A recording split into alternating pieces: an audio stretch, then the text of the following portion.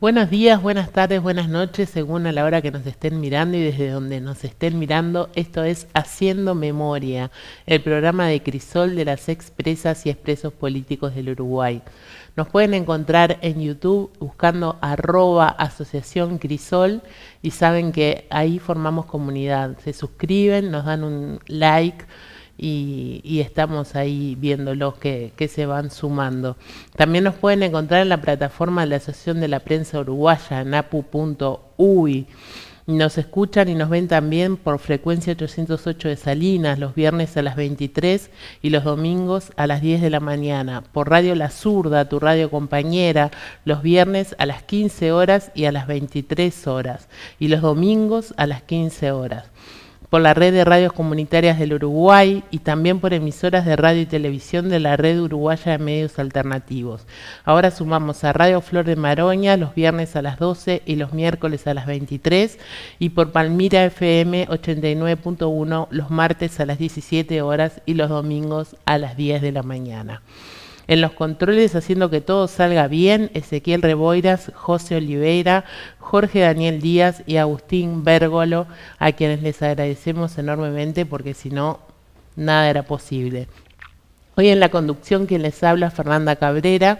Para comunicarse con nosotros saben que tenemos el teléfono de Haciendo Memoria, el 091-028-578, 091-028-578, donde nos pueden mandar qué programas quieren que hagamos, algo para difundir. Nosotros estamos siempre a la orden, algo que quieran ver, siempre estamos para contestarles.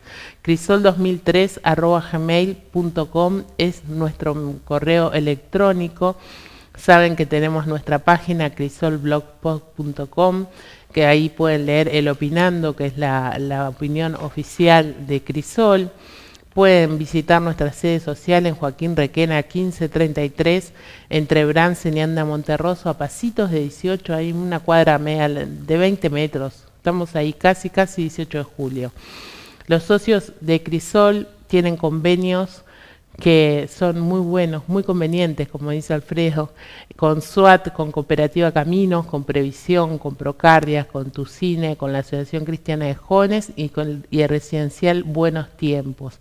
Para recibir más información pueden llamar a Crisol al 2408 4465, 2408 4465 o al 099-408-655, que ahí Tito López los va a atender.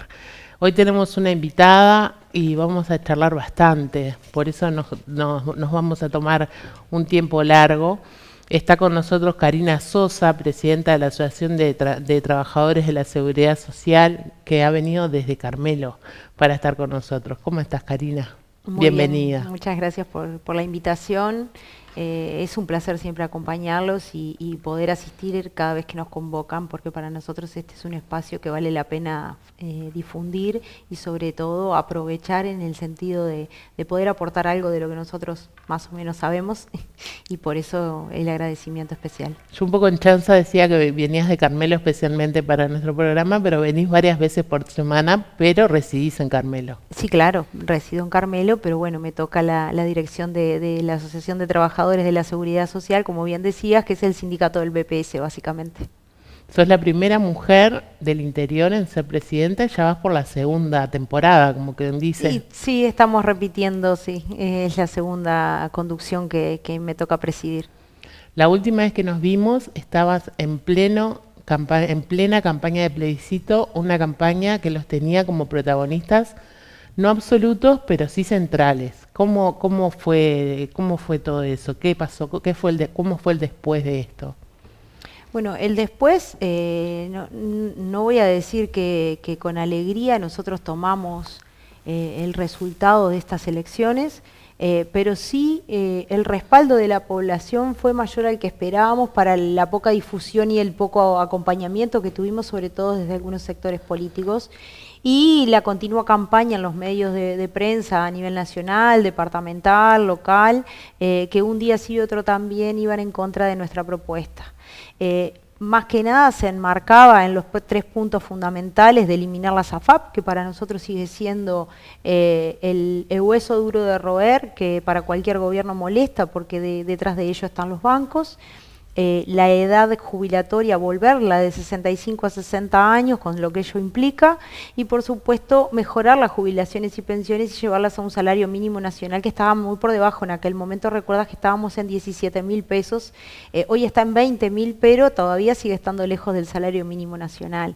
Entonces ese después fue un aire también de apoyo, de saber que casi 1 millón de personas estaban detrás de la propuesta de un sindicato que en realidad representa la gran mayoría de trabajadores y trabajadoras, porque es allí donde terminan jubilándose la mayor cantidad de personas, ¿no? Las otras cajas tienen mucho menor nivel de influencia en lo que es el aparato y en la seguridad social. Entonces, por eso más que nada nos tenía como un poco protagonistas, porque justamente la concentración de las prestaciones se da más en el BPS que en el resto de esas cajas, ¿no? Y bueno, lo hicimos a conciencia de que no podemos confiar en ningún gobierno que se ate a los lineamientos de los fondos monetarios internacionales, de los bancos interamericanos de desarrollo, a sabiendas de que cuando te dan un préstamo te exigen cosas, te exigen cambios en materia de seguridad, de salud, de educación y sobre todo en seguridad social. Porque el aumentar 5 años la edad de retiro no ha sido algo al barrer, como tampoco que desaparezca el lucro en la seguridad social. Entonces, para nosotros fue importante ese apoyo específicamente. Karina, casi 1 millón de votos decías vos, pero creo que salimos de ese plebiscito que no se logró el fin, pero mucho más informados. Fue un mecanismo de información prudente, concreto, que se metía en la casa de las personas porque en realidad vivenciaban su situación personal con lo que le pasaba cuando se iba a jubilar y no lograba llegar a una prestación. También lo vinculábamos a lo bajo de estas prestaciones y a la cantidad de jubilaciones mínimas que hay en este país. Entonces sí, salimos fortalecidos en cuestión de información y es lo que a nosotros también nos importa, porque la seguridad social te puede tocar cuando sos joven con un desempleo, que te echen de tu trabajo, o cuando estás enfermo, que no puedes ir y el BPS te paga, o cuando sos madre, las licencias maternales, y todo eso la gente como que lo ve en algo coyuntural y no lo visualiza como un todo, que es lo que realmente es, un paraguas de protección social para toda la población uruguaya, ¿no? Yo creo que aún hoy hay trabajadores y trabajadoras que se sorprenden con las prestaciones del Banco de Previsión Social. Sin duda porque no tienen tan claro cuáles son los requisitos que tienen que cumplir para acceder a algunas de ellas, y cuando se encuentran en los escritorios con la información que nosotros les brindamos en el ejercicio de nuestro trabajo, como que la frustración es mayor, ¿no? Porque entienden que están cubiertos y cuando llegan y no lo están por una subdeclaración de sueldos, porque le pasan menos días, se enteran allí realmente que están siendo estafados por las patronales. Entonces el trabajo nuestro es doblemente complicado, porque no solamente tenemos que explicar y poner en contexto, sino que también tenemos que hacerles ver que tienen que luchar por sus derechos. Claro que sí. Se ha tratado de instalar la percepción de que el sindicalismo es algo negativo. ¿Cómo lo trabajan ustedes este tema? Nosotros en ese sentido creemos que nada es en soledad, todo es en colectivo. Esa necedad de algunos estratos sociales, que por lo general son aquellos que están cómodamente viviendo con necesidades básicas satisfechas y más, tratan de instalar ese relato, y nosotros lo tratamos de desmitificarlo, porque en realidad si no hay sindicato no hay defensa de derechos laborales, si no hay sindicato no hay organización, si no hay sindicato no hay lucha, y si no hay sindicato no puede haber una concreción de lo que es en el plano social la comunicación entre pares. Aunque tengan diferentes tareas, aunque pertenezcan a ramas diferentes, siempre tiene que haber esa solidaridad de clase, que es lo que te hace mejor ser humano, pero también te hace mejor ciudadano. Y eso es muy importante. Y no importa a quién pertenezcas en materia política, sino acá lo que importa es qué tan dispuestos estamos a dejar parte de nuestro tiempo de vida para militar por una causa y para llevarla adelante. Entonces nosotros como que no le damos la trascendencia que otros sí le pretenden dar a la negatividad de la existencia del sindicalismo, sino que lo reivindicamos día a día militando en las calles y tratando los temas con la mayor de la sensibilidad posible, porque eso nos hace mejores. Hablando de sensibilidades, estamos en la semana del 1 de mayo, el Día de los Trabajadores y las Trabajadoras. Es una semana especial para todas nosotras que somos mujeres, estamos acá. Lo viven los sindicatos siempre de una manera especial porque se prepara el 1 de mayo. Se prepara mucho el 1 de mayo, se preparan las idas, se trata de que todos los compañeros y compañeras puedan ir en ómnibus, en transporte, en todo lo que sea, pero que no se falte al acto. ¿Ustedes tienen pensado qué hacer? Estamos saliendo el 2 de mayo, pero estamos grabando en la previa. Y en realidad nosotros, como somos un sindicato a nivel país, lo que tratamos de hacer es distribuir en cada departamento y en cada localidad compañeros y compañeras que estén dispuestos a brindar la palabra desde nuestra óptica y tratar de poner sobre la mesa aquellas dificultades. Yo, por ejemplo, soy de Carmelo, como bien decías, departamento de Colonia, y hemos sufrido hace pocos días la pérdida de muchas fuentes de trabajo. Se fue Yasaki, cerró Calcar, y así vamos perdiendo día a día puestos de empleo. Sinceramente, el 1 de mayo es un día de reflexión, no es un día de festejo, por eso no se dice feliz día, que los reto a todos cuando me dicen feliz día, pero bueno, no logro que cambien la visión. Sabemos históricamente dónde deviene, sabemos que esto le costó la vida a militantes, y también sabemos que reivindicar y reflexionar es parte de lo que hace el movimiento sindical. Porque sin historicidad uno no puede tener un futuro, porque el que olvida su pasado y los errores que comete en ese pasado está condenado a volver a repetirlo si no estudia, si no se prepara y si no organiza, como tú bien decías, y atrae a compañeros y compañeras a que participen. Es importante y es muy relevante para la vida del país.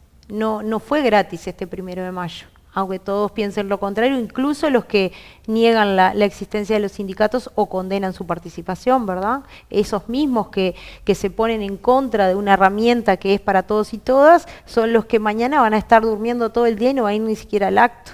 Por eso la reivindicación tiene que ser fundamental en el sentido de decir, bueno, ustedes están en contra del sindicato, pero vayan a trabajar mañana entonces, porque sería una respuesta lógica desde el movimiento sindical a aquellos que están en contra del mismo, ¿no? Es así, Karina. Yo decía que vas por tu segundo periodo, tu segunda temporada, dije yo antes, pero es tu segundo periodo como presidenta y hubo en el medio un cambio de gobierno. ¿Qué expectativas tenés con este nuevo gobierno? ¿Cómo se llevaron con el gobierno anterior? ¿Qué esperan del diálogo social prometido? Bueno, 3 preguntas en una. ¿Cómo nos llevamos con el anterior? Vamos en orden cronológico. Sí. Muy mal. Pésimamente, se descuidó mucho la salud, seguridad y prevención en el trabajo. Las formas de la organización del mismo fueron nefastas para la aplicación de la nueva ley jubilatoria. Realmente estamos subsumidos en un mundo de trabajo permanente que no vemos resultados positivos. Los atrasos en los expedientes jubilatorios son imponentes en cualitativa y cuantitativamente, y por sobre todas las cosas el nivel de enfermedad de los compañeros y compañeras es algo que yo no había visto nunca. Es el peor periodo realmente que recuerdo en mis años en el Banco de Previsión Social. ¿Cómo nos llevamos con el nuevo directorio? Capaz que es prematuro hacer un análisis de ello, pero si bien es muy corto el lapso de tiempo entre el que asumieron y el que nos hemos reunido, hemos tenido más reuniones que lo que tuvimos casi que en el último año con el directorio anterior. Por lo tanto, la comunicación es fluida y la intención del nuevo directorio es mejorar la calidad de la atención para el ciudadano, que es el objetivo del BPS, y por supuesto mejorar la calidad de la salud de los compañeros y compañeras, como lo dije antes, para poder prestar esas funciones de forma adecuada, estando bien, tanto psicológica como físicamente, ¿no? Y con el gobierno nacional, ¿cuáles son las expectativas? Bueno, ahí vamos al diálogo social. Esa tercera pregunta es difícil de responder también porque las muestras que se han dado de la organicidad de ese ámbito no se parecen ni al 2008 ni al 2012, no tienen la connotación que tuvieron.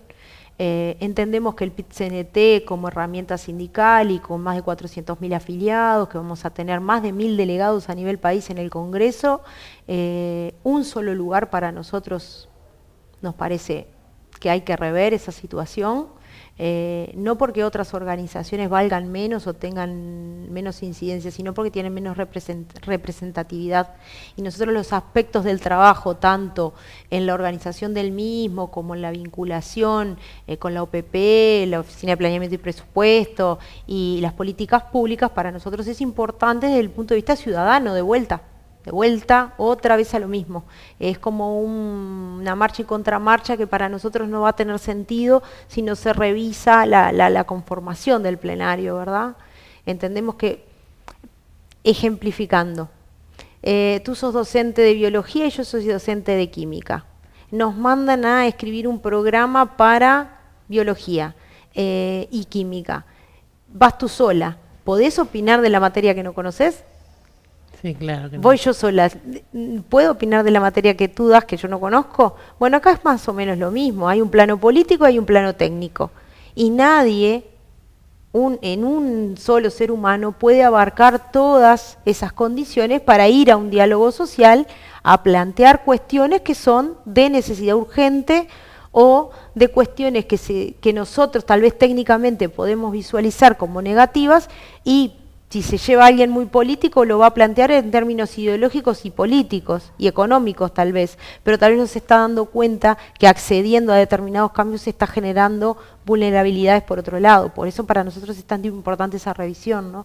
Y la expectativa no es mucha, porque ya te digo, nosotros fuimos a un plebiscito porque sabíamos que ningún gobierno iba a eliminar la SAFAP, ¿verdad? Y este gobierno lo que dice es, vamos a revisar. Pero para nosotros revisar no es suficiente. En este concepto de la libertad, yo tendría que poder elegir si quiero aportar a la SAFAP o quiero aportarle al BPS, que es el organismo que crea la Constitución de la República, que es el que me da las garantías durante toda mi vida laboral, incluso antes de que nosotros nacemos, porque ya estamos dando asignaciones familiares prenatales, y además hasta pagamos los sepelios de las personas que fallecen y hasta después de fallecer. Entonces abarcamos toda la vida de las personas. No puede ser esto tomado como algo sectario, como algo que en realidad solo va de jubilaciones y pensiones. Se habla mucho de la infancia, de las adolescencias y de refundar como el Sistema Nacional Integrado de Cuidado. Bueno, eso se puede hacer. Lo que no se puede es rezagar a las personas mayores que están en edad de jubilarse en pos de mejorar otras políticas públicas. Hay que ver que alcance para todos en la medida que cada uno necesita. Claro que sí. Estamos con Karina Sosa, presidenta por segunda vez de la Asociación de Trabajadores de la Seguridad Social, y vamos a hacer un pequeño corte, chiquitito, y enseguida volvemos con Haciendo Memoria, el programa de Crisol de la Asociación de las Expresas y Expresos Políticos del Uruguay. En tiempos de revolución digital, la vida en sociedad se vuelve cada vez más compleja y en eso juegan un papel fundamental la información veraz y la comunicación equilibrada, ya sea a través de los medios tradicionales o mediante las redes sociales. La Asociación de la Prensa Uruguaya, a través de la plataforma portalapu.uy, brinda la posibilidad de una mirada seria y profesional comprometida con el tiempo que nos toca vivir. Nuestra plataforma, que publica diariamente notas de prensa, material audiovisual y productos de radio, vincula indisolublemente a la profesión con la ciudadanía a través de mensajes directos y transparentes sin más compromiso o interés que el acceso libre y gratuito a la información veraz y profesional de la sociedad. apu.uy, la información plural y profesional.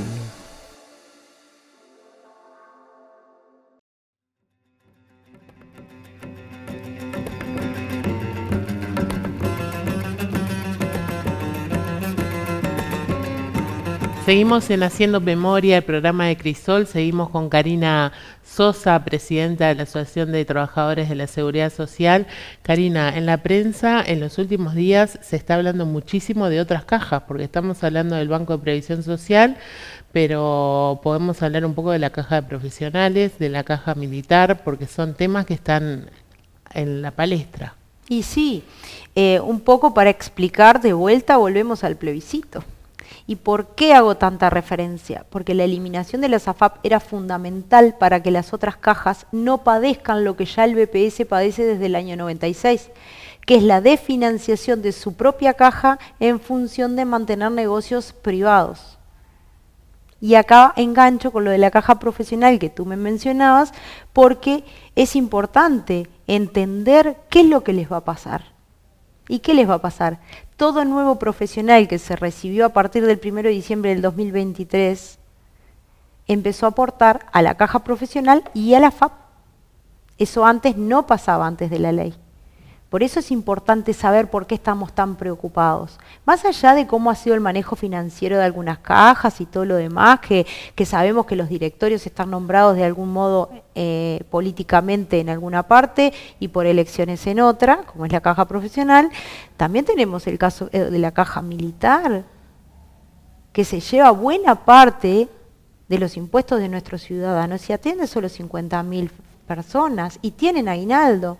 A nosotros nos condenan a trabajar 5 años más, a aportar desde el día cero a la FAP a los nuevos trabajadores, a desfinanciar todas las cajas, ya no solo el Banco de Previsión Social, sino el resto. ¿Para qué? Para sostener negocios privados, para hacer obras públicas, cosas de las que se tiene que ocupar el gobierno. Entonces sí, es problemático y es desalentador, porque muchos profesionales no nos acompañaron en el plebiscito, pero hoy les toca a ellos. Esto es como cuando dicen, vinieron por Juan y no me preocupé porque yo no me llamaba Juan, vinieron por Pedro, no me preocupé, ahora me toca a mí, estoy preocupado. Y bueno, es lo que nos pasa cuando nosotros le damos la espalda a veces a iniciativas populares como la del PIT-CNT, entendiendo que a nosotros no nos toca. Ahora sí les toca. Ahora sí es el momento de hablar claro, pero en el momento que tuvieron que poner la papeleta no lo hicieron. Entonces, esto de financiar las cajas en función de generar ingresos para obras públicas, por ejemplo, para nosotros no ha lugar, no admite la seguridad social, el lucro en ella, y no está validado ni por ATCS ni por el movimiento sindical, por lo tanto entendemos que sí que estén preocupados y tienen que estar preocupados, pero muy preocupados. Y todos los nuevos trabajadores tienen que estar muy preocupados porque van a ingresar a ese maquiavélico sistema en el cual su caja tal vez les va a pagar más, pero la FAP le va a dar una renta miserable, porque eso es lo que se ha decantado en el correr del tiempo. Y si no, salgan a la calle y pregunten a todo jubilado que tenga una parte de AFAP cuánto cobra por su caja original y cuánto cobra por el Banco de Seguros del Estado, que en definitiva es otra empresa pública que se ve desfinanciada porque la AFAP se lava las manos a la hora de que la persona se retira, le transfiere esos capitales y es el Banco de Seguros el que se tiene que hacer cargo de pagar la renta vitalicia y de aumentarle todos los años por índice medio de salarios esa renta. Entonces es difícil, es un tema complejo, yo no digo que sea fácil, pero hay que tener conciencia de las cosas que se hacen y las que no se hacen también, porque todas las decisiones tienen sus consecuencias. Tal cual como lo decís. Hablando del BPS, del Banco de Previsión Social, ¿tiene personal suficiente para atender a la población que atiende? De ninguna manera. Estamos muy por debajo de lo mínimo necesario para atender de forma adecuada a la población y sobre todo para dar respuestas concretas e inmediatas. Se ha burocratizado de una manera en este último periodo que no damos crédito de lo mal que estamos trabajando. Y de eso es esclava la población en general, en su conjunto. Necesitamos que se repongan vacantes, no pedimos que se haga de inmediato, no precisamos que sea todo para ayer, pero sí creo que el directorio está evaluando tomar medidas a ese respecto porque entiende justamente que la misión y la visión de un BPS, que es el sostén en seguridad social de casi la mayoría del país, está fallando en las formas de atención y sobre todo en darle una solución a alguien que lo necesita. Porque el que no lo necesita y no le importa demasiado el BPS. Pero el que vive de un salario y que se enfrenta a situaciones como el desempleo y la enfermedad, como lo decía hoy, está preocupado. Porque realmente se atrasan cosas que antes eran inmediatas. Entonces necesitamos, sí, reponer personal de forma urgente.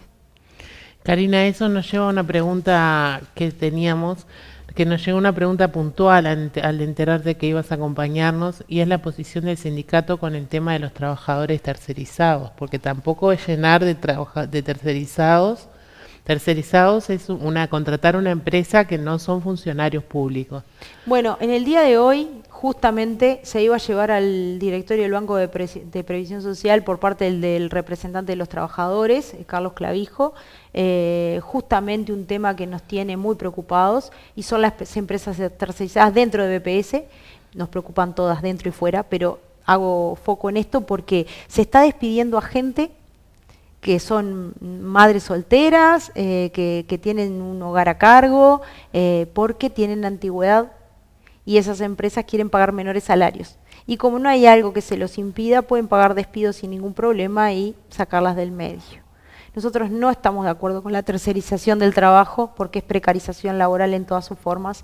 Tampoco estamos de acuerdo con validar leyes que vayan en ese sentido. Hemos estudiado mucho la materia, tenemos un colectivo de trabajadores tercerizados que son una treintena, que se dedican casi que a hacer tareas parecidas a nosotros y cobran la tercera parte del salario.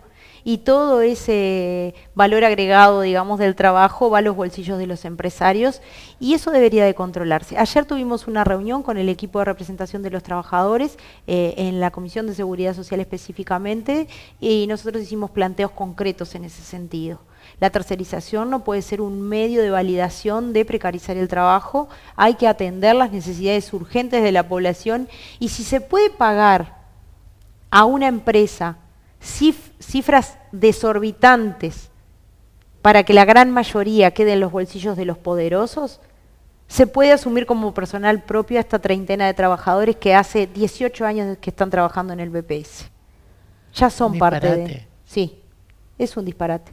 Después tenemos la otra parte de limpieza, por supuesto, que es mucho más gente y que, bueno, habría que en una segunda etapa estudiar esa situación. Pero en nuestro propio convenio colectivo de ATCS tenemos como meta incorporar esos trabajadores a la plantilla del Banco de Previsión Social porque tienen las competencias, porque tienen la antigüedad, porque tienen el conocimiento y porque tienen el derecho. Porque hay sobradas muestras de dependencia encubierta que hacen que cobren menos nada más, pero el trabajo lo hacen igual. Eso está clarísimo. ¿Hay que cambiar la ley de 8 horas? Sí, claro. Por supuesto que sí. ¿A qué vamos? ¿A 6 horas?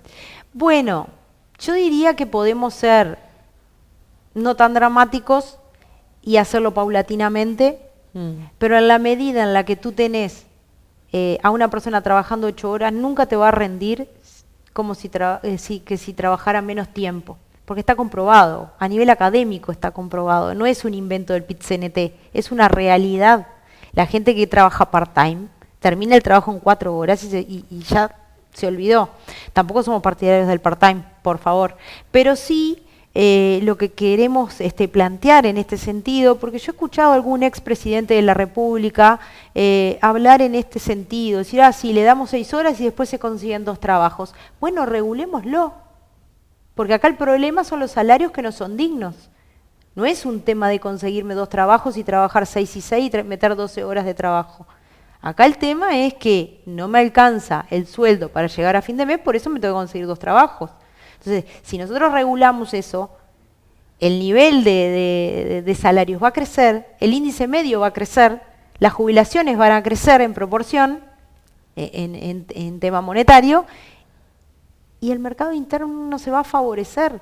Entonces también se favorece la economía local, la economía interna, la economía de la clase obrera. Porque el trabajador que tiene un salario más digno se gasta todo en tratar de vivir lo mejor posible y te diría que es lo más básico de todo, poder comer bien. Sí. ¿Estamos preparados para eso? ¿Vos pensás que estamos preparados? como sociedad? Bueno, si le ponemos límites, sí. Por lo que yo te decía, los controles para mí son fundamentales en todos los sentidos de la vida, porque siempre hay que tener ese tema de los matices y los grises. Los extremos son los problemas. Y yo creo que estamos preparados porque la normativa laboral en este país es lo suficientemente robusta. El problema es que no estamos preparados para hacerla cumplir. Es hora de que la hagamos cumplir. Es hora de que apliquemos controles. Para eso tenemos que generar equipos multidisciplinarios que trabajen de forma interinstitucional, o sea, Ministerio de Trabajo, Banco de Seguro del Estado, Banco de Previsión Social, Ministerio de Salud Pública. Todos los actores deben estar involucrados en un camino que hay que recorrer, por eso digo, no tiene que ser de hoy para mañana, en el cual nosotros podamos transitar esa senda de reducir nuestro horario laboral, generar más puestos de empleo y que no tengamos gurises en la calle sin saber qué hacer entre 19 y 25 años, que es el desempleo donde redunda. ¿Y qué hacen esos chiquilines que no estudian ni trabajan?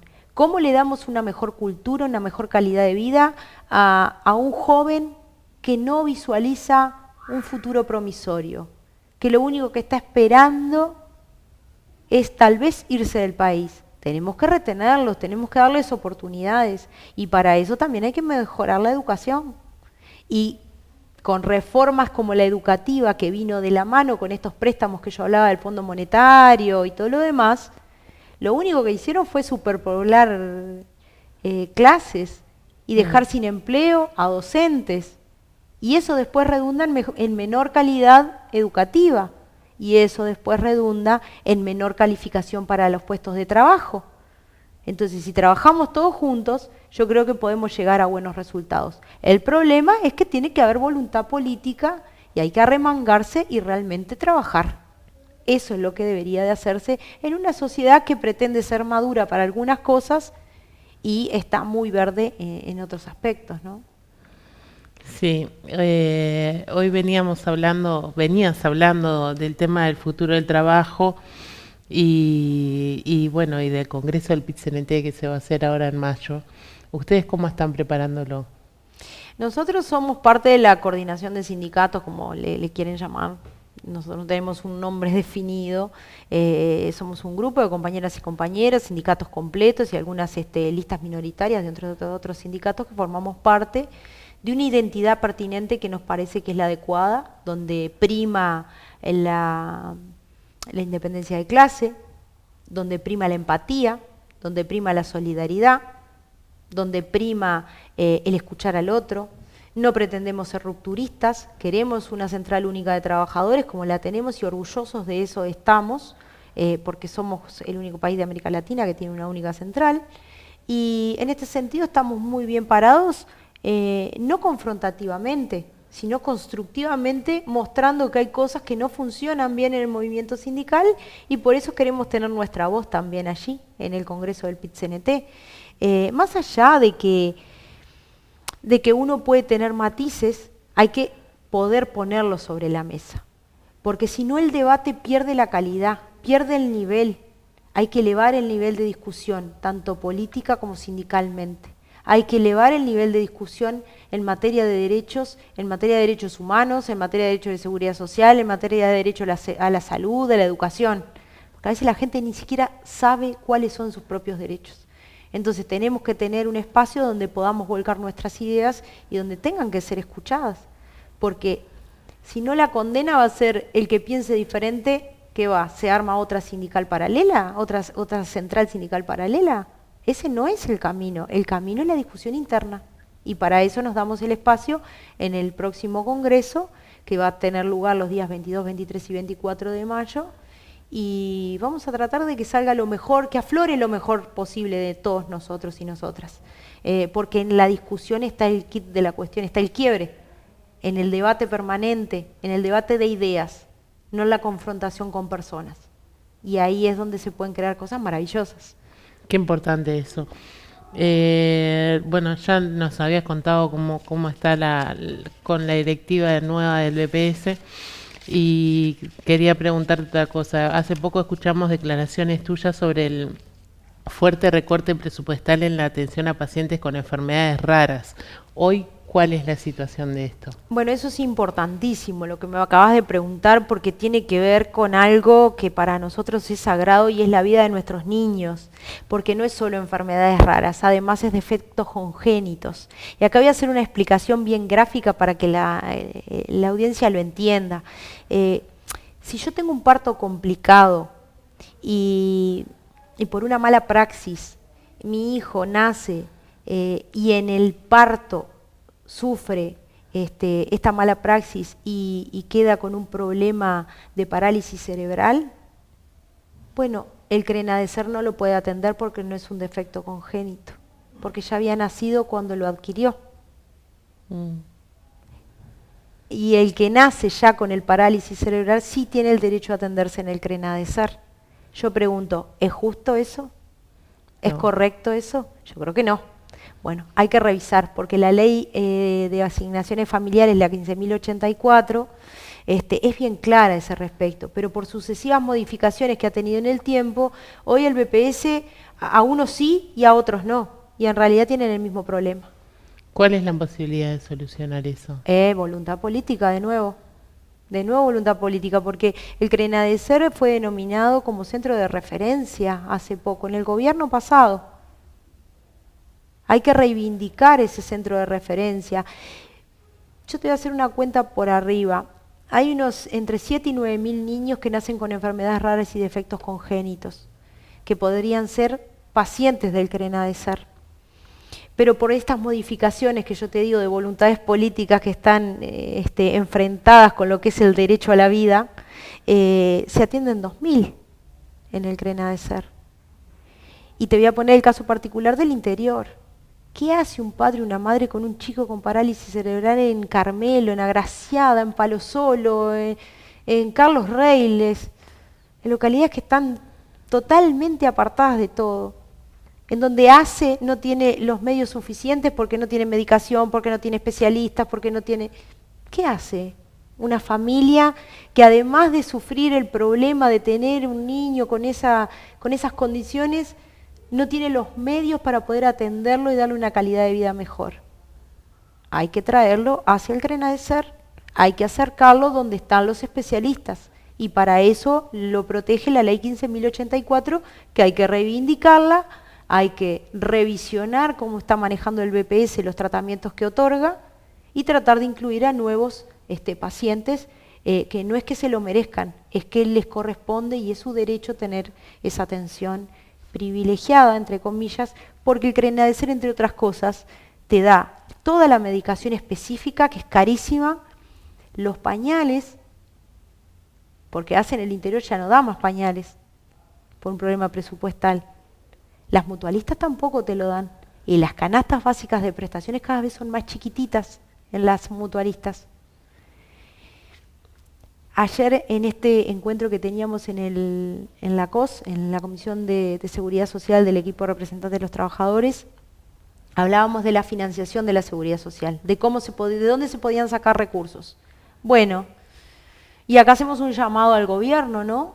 Y le decimos claro y fuerte: el Sistema Nacional Integrado de Salud ha sido una muy buena herramienta. Ha integrado mucha gente que estaba postergada a su atención a la salud y a ese seguimiento tan necesario para la vida de las personas. Pero con el tiempo, en el interior, las mutualistas fueron creciendo en infraestructura, achicando el personal y achicando la canasta básica de prestaciones. Y ahorrando en el remedio que te compra, ¿verdad? En vez de comprarte el mejor, te compra al mejor precio de mercado. Y ahí entra el BPS, porque es el que hace todo el trabajo.